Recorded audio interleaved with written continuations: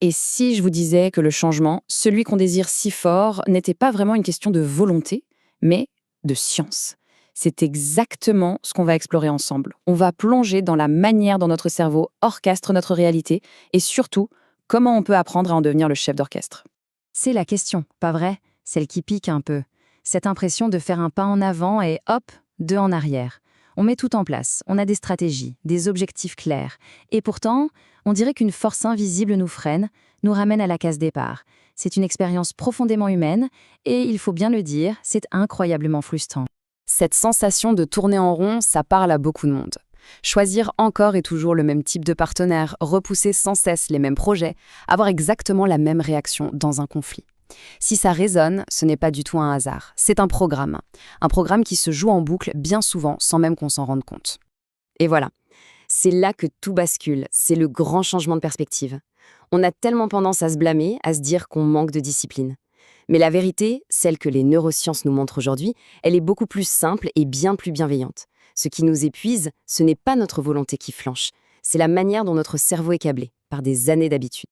J'insiste un peu là-dessus parce que c'est fondamental. Ce n'est pas une question de faute. Vraiment, en comprenant comment notre propre neurologie fonctionne, on peut enfin déposer ce poids énorme qu'est la culpabilité.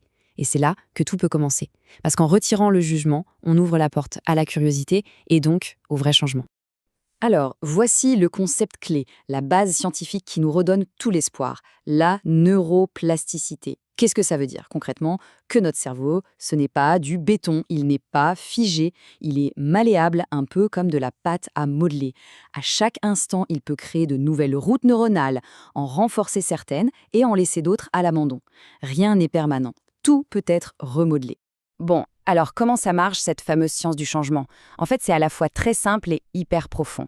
Notre monde intérieur, c'est-à-dire nos pensées, nos émotions, sculptent littéralement la structure physique de notre cerveau. Chaque pensée, c'est comme un petit coup de ciseau qui modèle la personne que l'on devient. Ce cycle, c'est le véritable moteur de notre réalité au quotidien. Tout part d'une pensée, qui est d'ailleurs souvent inconsciente. Cette pensée, elle génère une émotion dans notre corps. L'émotion, elle, nous pousse à agir ou à ne pas agir d'une certaine façon. Et ce comportement, il produit un résultat dans notre vie qui, devinez quoi, vient renforcer la pensée du tout début. La boucle est bouclée.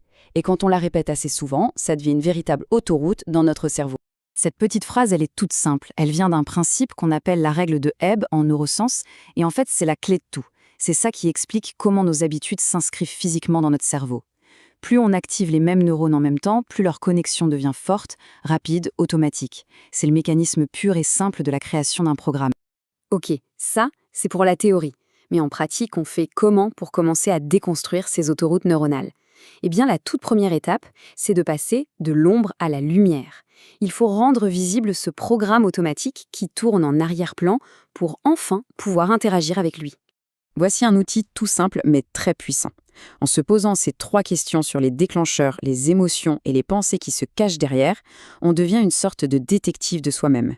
On remonte le fil jusqu'à la source, la pensée racine. Et le simple fait de mettre cette pensée en pleine lumière, ça lui retire déjà une grande partie de son pouvoir automatique. C'est précisément ici que se trouve notre plus grand pouvoir. Une fois qu'on a compris que nos schémas ne sont pas une fatalité, mais simplement des programmes qu'on peut modifier, notre rôle change complètement. On n'est plus le passager d'une programmation qu'on subit, on devient l'architecte d'une réalité qu'on choisit. On peut décider consciemment de construire de toutes nouvelles routes neuronales. Cette philosophie est juste essentielle. Le développement personnel, ce n'est pas une quête pour corriger des défauts, comme si une partie de nous était cassée, défectueuse. Non, c'est plutôt un chemin pour enlever les couches qui nous empêchent de voir qui nous sommes vraiment. C'est un acte de révélation, pas de réparation. Vous savez, tout commence toujours par un choix. Le choix de regarder les choses différemment. Le choix de se poser une question nouvelle. D'accueillir une émotion sans la laisser prendre tout le volant. Alors cette question, laissons-la juste résonner un instant.